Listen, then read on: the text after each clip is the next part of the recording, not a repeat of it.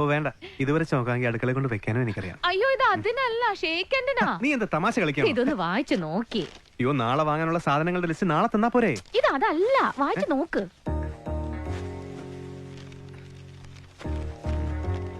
10 ദിവസം ട്രെയിനിങ്, ഡൽഹി താമസം, മജിസ്ട്രേറ്റ് ആവാനുള്ള പ്രയോറിറ്റി കിട്ടും. അതിനോ? ദേ ജെറിച്ചായ, ഈ ദൈവങ്ങൾക്ക് ഹിന്ദുന്നും ക്രിസ്ത്യാനിന്നൊന്നും ഇല്ലെന്ന് പറയുന്ന നേരാ. അന്ന് അഭിരാമിയുടെ വീട്ടിലെ ഞാൻ പൂജാ ദിവസം നന്നായി പ്രാർത്ഥിച്ചു, ഇവളുമാരുടെ ജാട കുറയ്ക്കാൻ ഒരു വഴി കാണിച്ചു തരണേ എന്ന്. തന്നു. ജെറിച്ചായൻ എന്തായാലും ഡൽഹിക്ക് പോയേ പറ്റൂ. നീ എന്തൊക്കെയായി പറയുന്നത്? 10 ദിവസം ഈ വീട് വിട്ട്, നിന്നെ വിട്ട്, നിനക്കിഷ്ടപ്പെട്ട് സാമ്പാറും തീയിലും ഉണ്ടാക്കി തരാതെ ഞാൻ ഡൽഹിക്ക് പോണമെന്നോ? No, I can't. എനിക്ക് അറിയാം വിഷമം, പക്ഷെ ഇതൊക്കെ നമ്മുടെ അഭിമാനത്തിന് വേണ്ടിയല്ലേ. നോക്കിയേ, പപ്പയുള്ളപ്പോഴാ കത്ത് വന്നത്. ഇംഗ്ലീഷ് ആയതുകൊണ്ട് പപ്പ പറഞ്ഞപ്പോൾ എനിക്ക് കാര്യമൊക്കെ മനസ്സിലായ. ഞാൻ അപ്പ തന്നെ ഷർട്ടും പാന്റും ഒക്കെ തേച്ചെടുത്ത് വെച്ചു. ആദ്യമായിട്ടായതുകൊണ്ട് ഒരു ഷർട്ട് കരിഞ്ഞും പോയി. ഷർട്ട് കരിഞ്ഞാലും വേണ്ടില്ല, നിന്റെ ഇഷ്ടം നടക്കട്ടെ. ദുഃഖത്തോടെയാണെങ്കിലും ഞാൻ ഡൽഹിക്ക് പോവാം. പക്ഷെ ഒരു കാരണവശാലും വീണെ അഭിരാമി അറിയരുത്. മറ്റോമാരറിഞ്ഞാലേ പാര വെക്കും. അത് പിന്നെ എനിക്ക് അറിയാൻ പാടില്ലേ. എന്നാലും 10 ദിവസം എന്റെ ടീനെ വിട്ട് പോണോന്ന് ആലോചിക്കുമ്പോ അയ്യോ കരയല്ലോ ചെറുച്ചായ, എന്റെ ചെറുച്ചായ. ലക്ഷങ്ങൾ ചെലവാക്കി പൂജ ചെയ്തോണ്ടെന്ന് ഒരു കാര്യമില്ല. മനസ്സ് നന്നായിരിക്കണം. നമ്മുടെ നന്മ കൊണ്ടാ UIT കോളേജിലെ കോച്ചിങ്ങിന് ചേരാൻ ഇപ്പൊ ഈ മെമ്മോ കിട്ടിയത്. പിന്നെ ഞാൻ പറഞ്ഞു, അർജുൻ എന്താ ഒരു സന്തോഷമില്ലാത്തെ?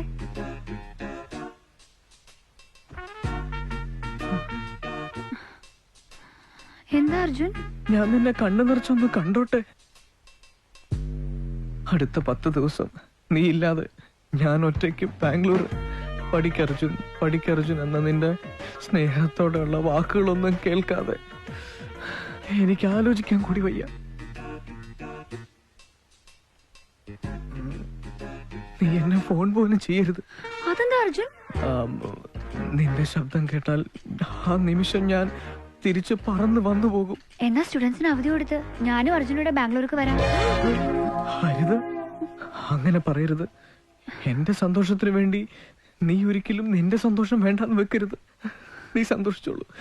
പിള്ളേരെ പഠിപ്പിച്ച് നീ സന്തോഷിച്ചോളൂ.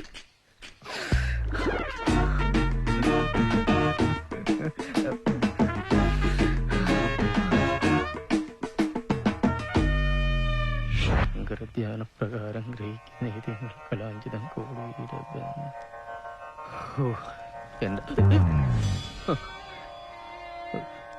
ഇല്ല, ഞാൻ പോകുന്നില്ല. എനിക്ക് ഐശ്വര്യം വേണ്ട. ഈ ലോകത്ത് എനിക്ക് ഒരേ ഒരു ഐശ്വര്യമുള്ളൂ, അത് നീയാ. എന്റെ കഴുത്തിൽ താലി കെട്ടിയ, അല്ല ഞാൻ താലി കെട്ടിയ നീ. എനിക്കും വിഷമമുണ്ട്. അയ്യോ, പക്ഷേ ഒക്കെ ദൈവനിശ്ചയല്ലേ. സ്വാമി പറഞ്ഞത് ഓർമ്മയുണ്ടല്ലോ. അപ്പോൾ നോം പറഞ്ഞു വരുന്നത്, ഈ ഗൃഹത്തിലെ നാഥൻ ഒരു 2 ദിവസത്തേക്ക്, 2ഉം 8ഉം അങ്ങനെ 10 ദിവസത്തേക്ക് ഹരിദ്വാരത്തിൽ ചെന്ന് ഭജനമിരിക്കണം. ഹരിദ്വാരോ? മലയാളത്തിൽ അങ്ങനെ ഇരിക്കും, ഹരിദ്വാർ തന്നെയാ.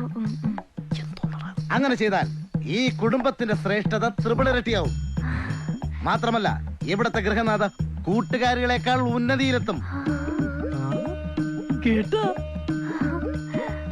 പക്ഷേ ഒരു കാര്യം, ഭജനത്തിന് ഭാര്യ ഭർത്താവിനെ അനുഗമിക്കാൻ പാടില്ല.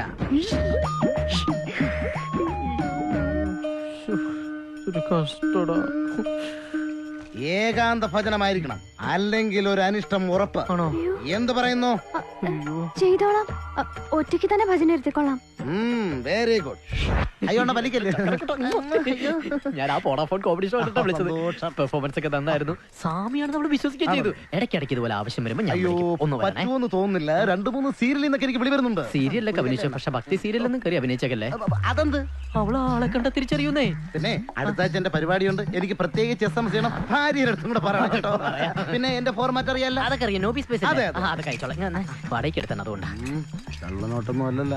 അയ്യോ അതെന്റെ ആണ്, അതിൽ പിടിക്കല്ലേ എണ്ണ. സോറി, ഇനി വേറെ ആരും ഇതുപോലെ നമുക്കല്ലേ എണ്ണ.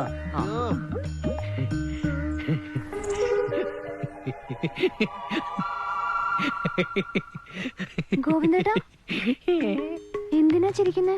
ചിരിക്കേ? എന്താ അഭിരാമി ഈ പറയണേ? ദുഃഖല്ലേ? ഭഗവാന്റെ നിശ്ചയം അനുസരിക്കാതെ വന്നാ എന്താ സംഭവിക്കാൻ പോവാ? കൂടി വന്ന ഞാൻ മരിച്ചു. എന്താ? എന്നാലും എന്നെ കാണാതെ 10 ദിവസം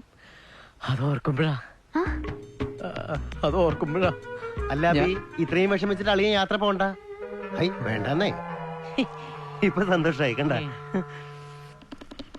എന്താ അളിയൻ ഉദ്ദേശിക്കുന്നത്? അല്ല, ഒരു കാര്യം ചെയ്യാം. നമുക്ക് മേലൂർ നമ്പൂരിപ്പാടിനെ വിളിക്കാം. എന്തിന്? പരിഹാര പൂജയ്ക്ക് കേമന.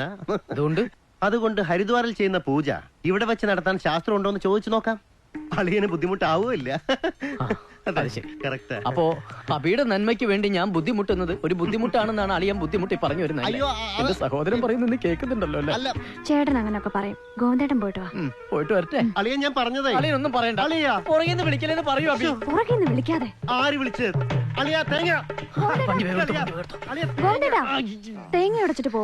വിഘ്നം ഉണ്ടാവാതിരിക്കാനല്ലേ. ഉടക്കണം. അളിയന് വേറെ പണിയൊന്നും ഇല്ല. ഇല്ലാത്ത കാര്യത്തെ കുറിച്ച് എന്തിനാ വെറുതെ പറയണ അളിയ? വിഘ്നേശ്വര, ഒരു ആപത്തും സോറി. എന്തേലും പറ്റിയ? ആർക്ക്? അല്ല എനിക്കിതാ ഇല്ല. ഓക്കെ. ഒരു മിനിറ്റ്, സേഫ്റ്റി സൈഡ് ഇങ്ങോട്ട് മാറിയേക്ക. ഇനി അറിഞ്ഞോ ഭഗവാനെ, എല്ലാ അപകടങ്ങളും ദിശ മാറിപ്പോയി. അളിയനെയും പെങ്ങളെയും സർവോപരിയെയും എല്ലാ ആപത്തു നിന്നും മാറ്റി.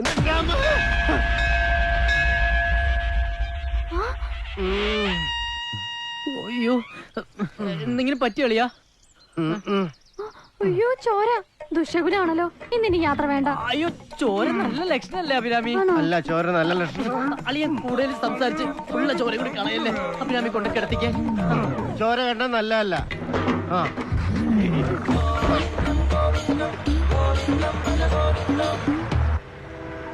യാത്രക്കാരുടെ ശ്രദ്ധയ്ക്ക് ട്രെയിൻ നമ്പർ 1, 6, 3